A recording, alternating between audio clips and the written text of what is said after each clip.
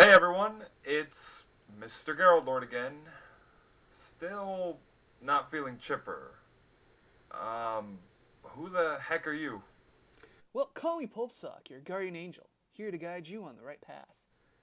Really? I mean, I'll do anything. Except change my fashion, my habits, or my general actions in any ways.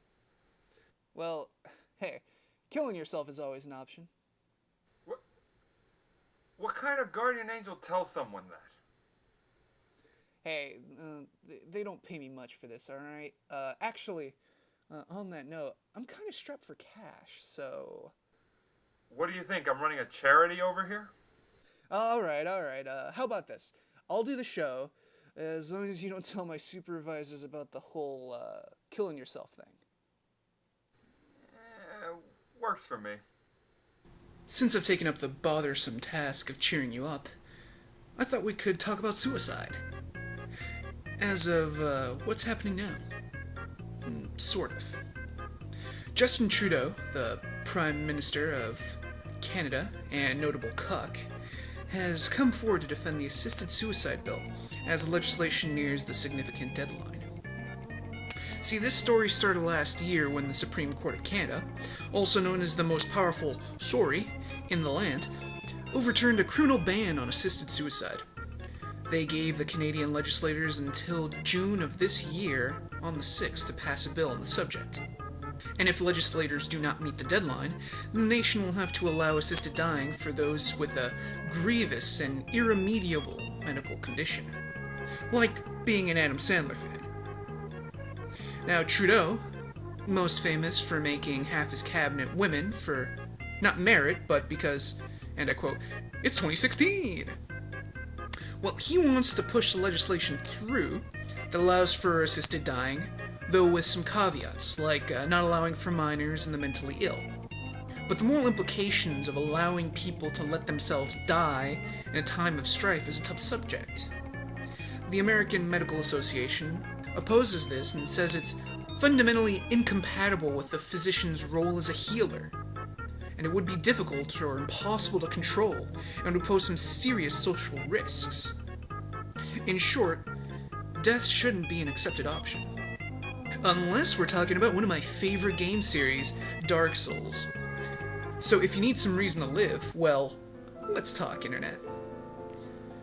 The gameplay and atmosphere are the real selling points of this series, but the hidden gem is the rich and deep lore that runs through the whole story.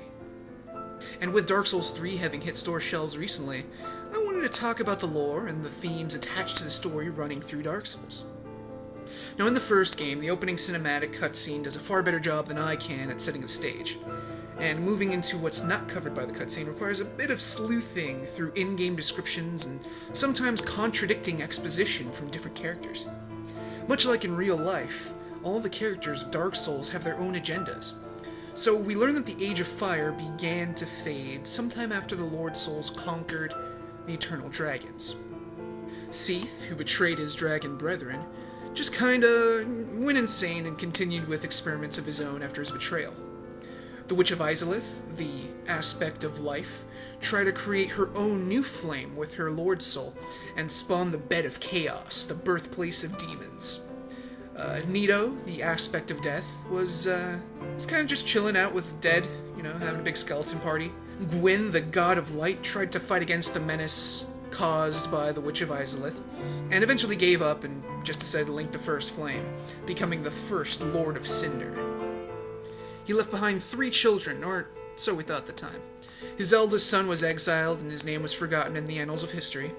His first daughter, Guinevere, just kinda fucked off and did her own thing.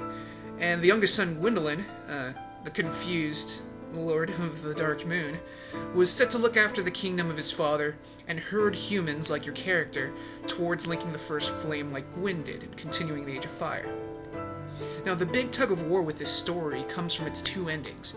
The first flame gave the 4 aspects of being, and the last one was the Dark Soul, which represented the humans.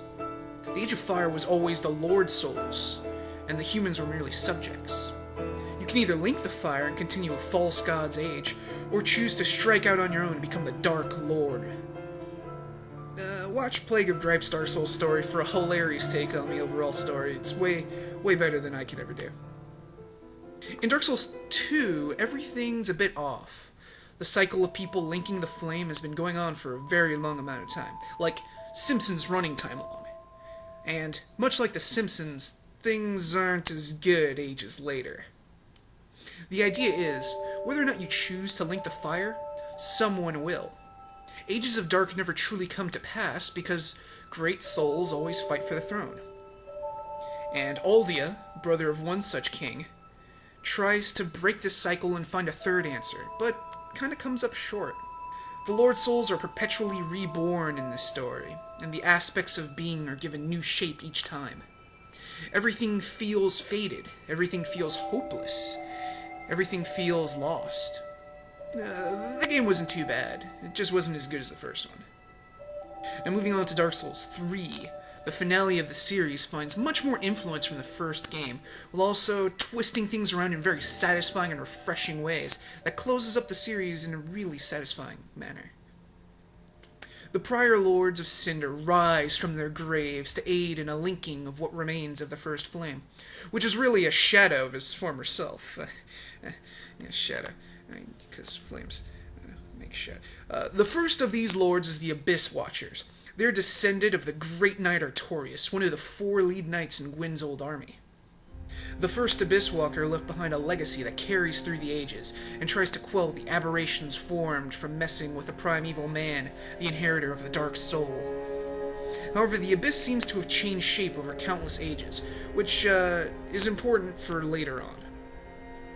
Now, much like the first flame, all flames eventually burn out, and so too did the bed of chaos begin to turn to ash. This becomes noticeable after looking at the state of demons in Dark Souls 3, which are a lot smaller and less full of the flame they were once birthed from. This most likely began when the next Lord of Cinder, Yorm the Giant, took on the profane flame and linked the first flame in his own time, destroying his kingdom and much of the profane flame's power. Now, what remained of the profane flame was then found by an ambitious wizard by the name of Pontiff Sullivan.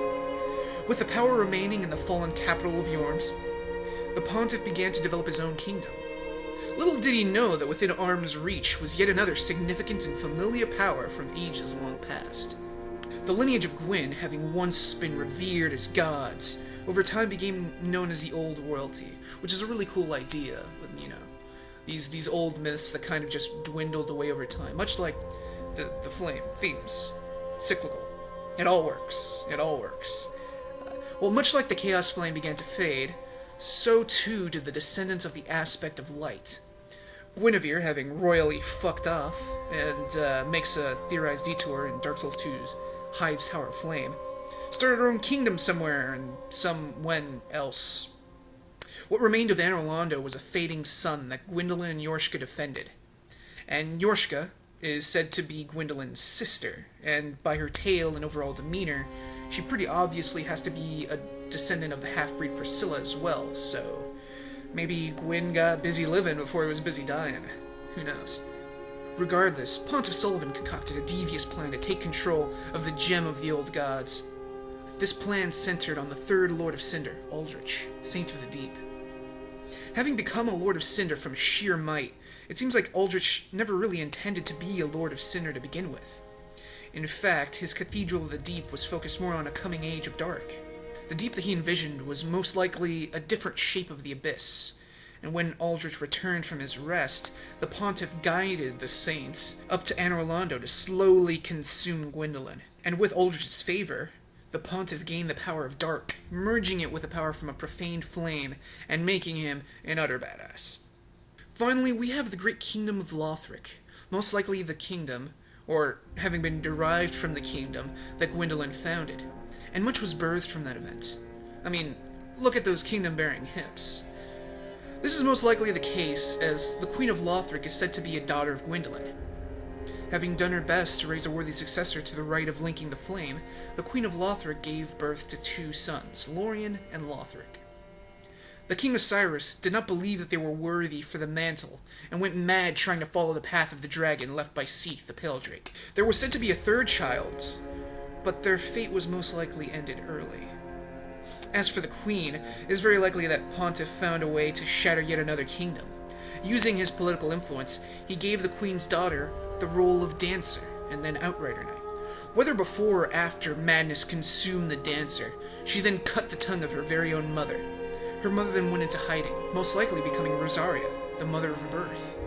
Perhaps it was watching her daughter slowly turn bestial that drove her to the task of taking care of the abominations and giving them a second chance. For both the princes, last of their line, they chose to shirk their duties as the next to kindle the first flame. This is where your character comes in. No longer an undead, you are now unkindled. Ashes that couldn't link the flame in your own age long past. And as such, you don't really hollow. Unless, story things I don't really want to spoil.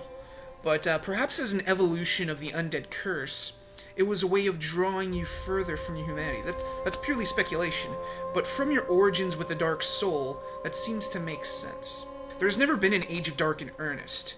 The aspect of being that came from the first light, light, life, death, all these other aspects have begun to fade, and the forces of the dark continue to swell. You can see that from Irithyll, and you can see that from the Cathedral of the Deep. Most of the larger areas in the game have more dark influence, and many more of the bosses have powers that have aspect of dark in them. With the unnatural prolonging of the Age of Fire for countless linkings, the flame doesn't even have the strength to erupt and consume you fully in the, spoiler, one of the endings of the game.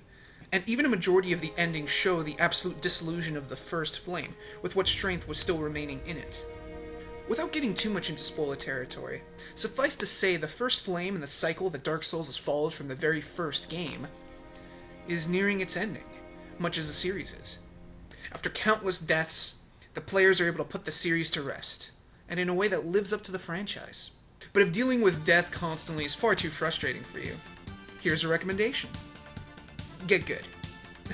I'm only kinda kidding. But really, try out Mind Game. Now, it's kind of a retelling of the story of Jonah and the whale, and the themes surrounding it are about accepting death, accepting what is fate, and understanding the importance of life, what we are connected to, how we are inherently social beings, and if death really is just absolutely nothing, then we have to be able to appreciate that all these countless stories are happening at once. Though we'll never be able to experience all of them, it is something so beautiful that we're a part of. But the animation is really what sets this movie apart. It's a little bit bizarre, but it is absolutely gorgeous. There are some bits that are a little bit risque, but it's overall just a phenomenal watch. Well, even if you don't know what's going on. There's just some spirit to it that really makes it so engaging and tackles these very difficult subjects earnestly. The color palette, the different designs, the uniqueness of the designs, they're all absolutely brilliant and totally worth a watch. Now, it is overly entrenched in Japanese culture, and some of that stuff does seem to pull through, especially with the absurdity of the movie, but overall I'd say it is totally worth a watch. Well, this was Pulp Sock. I hope you enjoyed my stay, and look forward to seeing you next time on, wait, what's the show called? Another Point of View? Sounds awful! No, I'm not getting paid enough for this. Gosh. Well, anyways, I guess. Say, live and let die.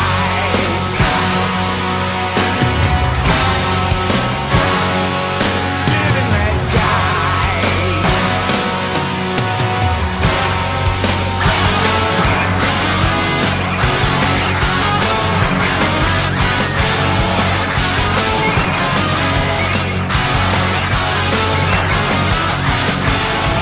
Of course. Background music. Why didn't I think of that?